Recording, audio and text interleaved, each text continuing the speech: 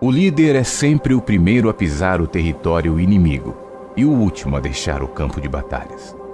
O líder não deve deixar os feridos pelo meio do caminho, mas cuidar-lhes dos ferimentos, mesmo que isso pareça comprometer o avançar da batalha. O líder é líder da gente, não de coisas. Ele constrói relacionamentos, não prédios. Ele fica no meio do povo, não atrás da mesa. Ele é uma pessoa e não um robô. Ele é um santo, não um anjo. Ele se preocupa em atacar o inimigo e não ao outro, pois na guerra espiritual na qual está envolvido, ele bem sabe que seu adversário não é de carne e osso e por isso não aponta suas armas contra si mesmo. O líder não pode exigir o que não consegue ser ou fazer. Não deve impor sobre os ombros dos outros os fardos que ele mesmo não consegue carregar. O líder não pode aproveitar-se de sua posição para massacrar mentalidades mais fracas, para entrar rasgando, para estuprar a alma carente de tão perdida e já invadida pela vida ímpia. O líder só pode indicar o caminho a seguir. Ele não pode decidir pelo outro. Ele toma pequeninos pela mão, mas não os empurra e nem força ninguém a fazer escolhas. Ele deixa as pessoas crescerem. O líder não convence na marra, não usa de ameaças e persuasão, não intimida criancinhas, não é um tirano. O líder é capaz de ser doce, sem ser permissivo. Não é um vovô bonachão que fica distribuindo pirulitos, mas também não é um pai tão severo, ausente. O líder não fica procurando em quem bater, não sai metendo o pé em barracas, caçando orelhas para puxar, gente para envergonhar, para expor, punir, apontar o dedo. Ele não chuta o balde, a não ser com os cínicos, com os que vendem religião, com os que comercializam a fé, com os desconvertidos mal intencionados. O líder considera o outro superior a si mesmo. Ele valoriza o insignificante, ele honra os anônimos. Ele ama os fracos e se esforça por não escandalizá-los. Ele se faz um igual. O líder é mais que um diácono, mais que um ancião, ministro ou presbítero. É mais que um autodenominado bispo ou apóstolo. Ele é um filho amado do Pai, irmão de seus irmãos que o serve com seus dons, serve sem procurar ser servido. O líder tem convicções, mas isso não significa que não possa mudar, abrir mão, repensar. O líder não é infalível. Ele não tem sempre os melhores planos e conselhos. Para muitas ideias são como crianças. As nossas são sempre melhores.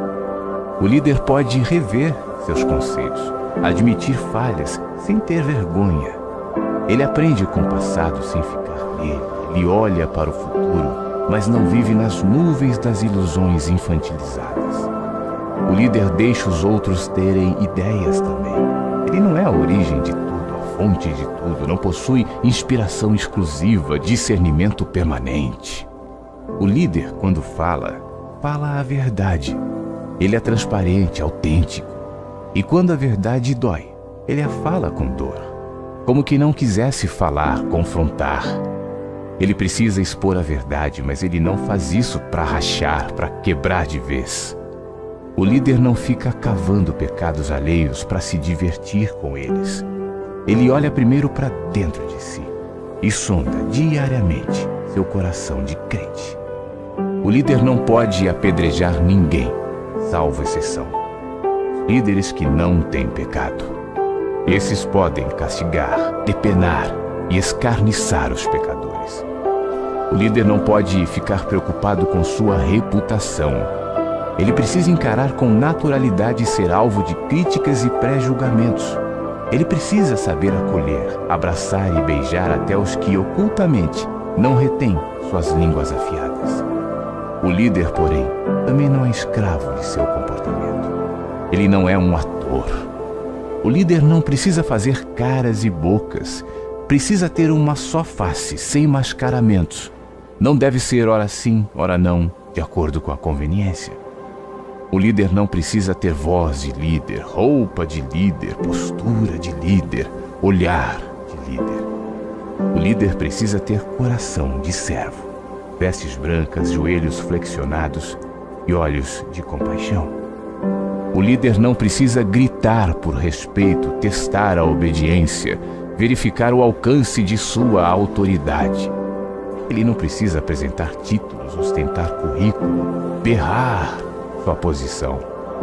O líder não pode chorar suas pitangas pelos corredores, não pode se empanelar, fazer bico, montar fã-clube, ser parcial, tendencioso, político.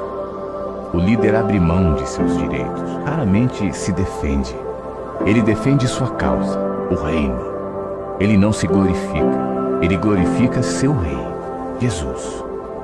O líder não é autossuficiente, não é líder de si mesmo, professor de si mesmo, pastor de si mesmo, fã de si mesmo. Seu lema é dependência ou morte. O líder não é um super-herói. Ele também chora, também cansa, também tem mau humor, dias difíceis de tristeza e solidão. Ele também precisa de ombro do irmão e do colo do pai. O líder precisa aprender a descansar, a parar, dar um tempo, refletir, sossegar o coração cansado, estar à sombra, retirar-se, reciclar-se, recostar-se aos pés do mestre. O líder precisa saber frear-se, conter impulsões, controlar a vontade de tanto falar e pouco ouvir. A ânsia por dominar, argumentar, concluir, finalizar, colocar pontos finais. Precisa deixar uma margem de espaço para o outro caminhar sem opressão.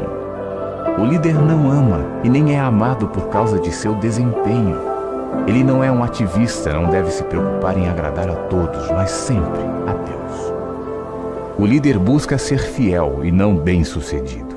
Ele sabe que obedecer é melhor que sacrificar. Líderes que não obedecem a Deus não podem ser obedecidos. O líder sabe que essa peleja não é o café com leite, que a guerra não é um jogo. A caminhada cristã não é de mentirinha, sabe? Que a igreja não é um tabuleiro e as vidas não são peças de um game de estratégia. Naquilo que Jesus chamou de sua igreja, as hierarquias são horizontais e não verticais. E existem no sentido de servir com os dons ministeriais que todos reconhecem existir em tais irmãos, não havendo nenhuma liderança por imposição, ordenação, oficialização, sacramentação ou currículo teológico e político. Não. Em Cristo, os discípulos são forçados a compreender que os maiores servem os menores. E os maiores só são maiores porque se curvam para lavar os pés daqueles que caminham pelo terreno arenoso da vida.